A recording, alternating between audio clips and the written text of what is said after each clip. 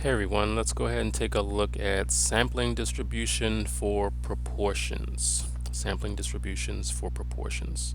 So we start off with the mean. For us, the mean is P, which is going to be the population proportion.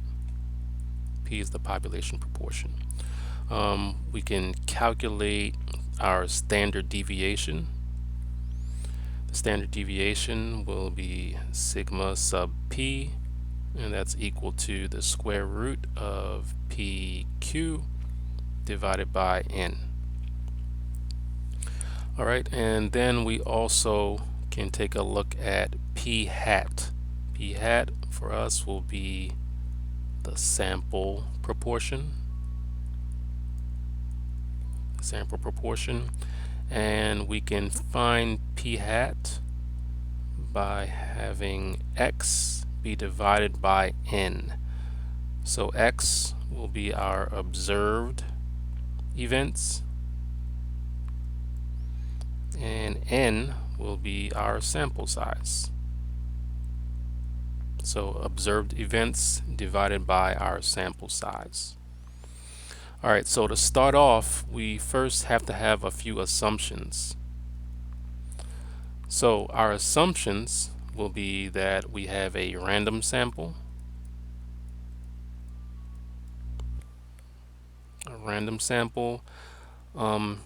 there must be conditions, and the conditions met for binomial distribution.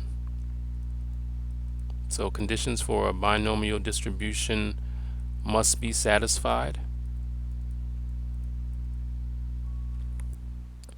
Let's see, there should be at least 10 successes. At least 10 successes. And also 10 failures. 10 successes and 10 failures. We can see that by taking n times p greater than or equal to 10 and n times q greater than or equal to 10.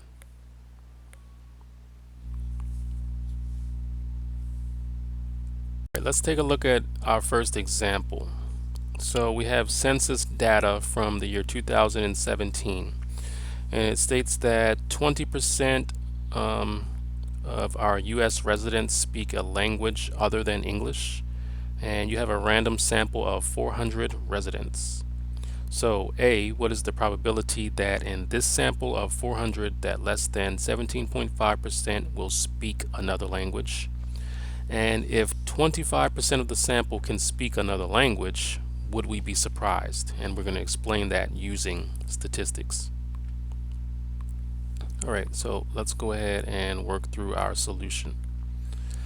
So first we need to check the assumptions, right? So that sample, the sample of how many do we have? 400. The sample of 400 is random. Okay. So what was the other one? The other one is that the binomial model assumptions are met. So the binomial model assumptions are met. Okay. What's the next one? The next one we just stated earlier was at least 10 successes and 10 failures. So n times p greater than or equal to 10, n times q greater than or equal to 10. So we have 80 is greater than or equal to 10. Yep. And 320 is greater than or equal to 10. Yep. Alright, so all of our assumptions and conditions are met, so we're good to go. So as far as our solution, we want to identify the term success for us. So success for us is actually going to be speaking other than English, speaking a language other other than English, right? So that'll be considered success. All right, so for part A, our P is equal to 0.20. Q value is 0.80. N is 400. And P hat is 0.175. 0.175 is P hat. So now we're going to calculate the standard deviation. So calculate our standard deviation, and that's through the formula sigma sub P hat, and then that's going to be PQ over N, the square root of all of that. And then that'll be 0.20 times 0.80, and all divided by 400. Okay, and then that gives us the value of 0.02. Alright, so let's go ahead and take a look at this. So it's always good to make a picture representation. So here we have the mean is 0.20. Our P hat we said was 0.175. So that's right here between 0.16 and 0.18. And the question says that we want to find out less than 17.5%, right? Find out what's the probability that the sample will be less than 17.5% speaking another language. So we're looking in this shaded region right there. So I shade to the left. So then the next thing we would just do is just go ahead and use some technology. Something good to use is StatCrunch.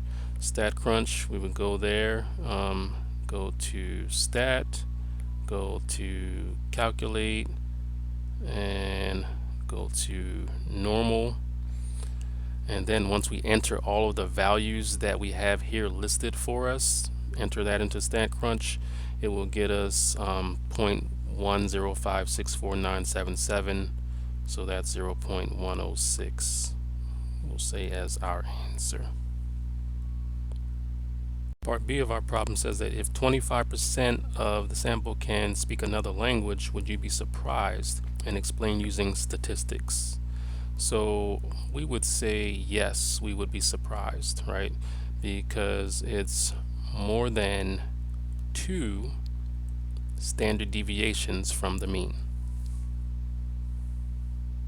Alright, let's take a look at another example.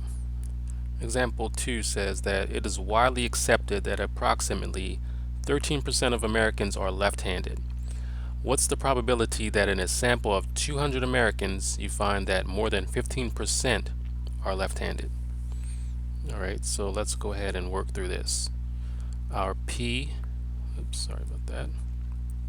Our P is 0.13. Our Q is going to be that complement, so that's going to be 1 minus P, so 1 minus 0.13, which gives us 0.87. Our N is 200 Americans. Our P hat is 0.15, and we discussed how to also check the assumptions. So we need to go ahead and check the assumptions. It looks to be a random sample, and the binomial assumptions are met. If we take n times p greater than or equal to 10, that gives us 200 times 0.13 greater than 10, and that leaves us as at 26 is greater than or equal to 10. N times q is greater than or equal to 10. We we have 200 times 0.87 greater than or equal to 10, and that's 174 is greater than or equal to 10. So that's met as well. Alright, so again, it's good to draw a picture or representation of this. Alright, it's just a rough drawing. So our mean is 0.13, and let's see, we're gonna move to 0.154 on the right, 0.178, and 0.202. Alright, so how we did that, if we had sigma sub p hat, remember that's pq over n. P times q over n, the square root of all of that. So that's 0.13 times 0.87 divided by 200. So that leaves us 0.024. So from 0.13, I went over 0.024 and another 0.024 and another 0.024.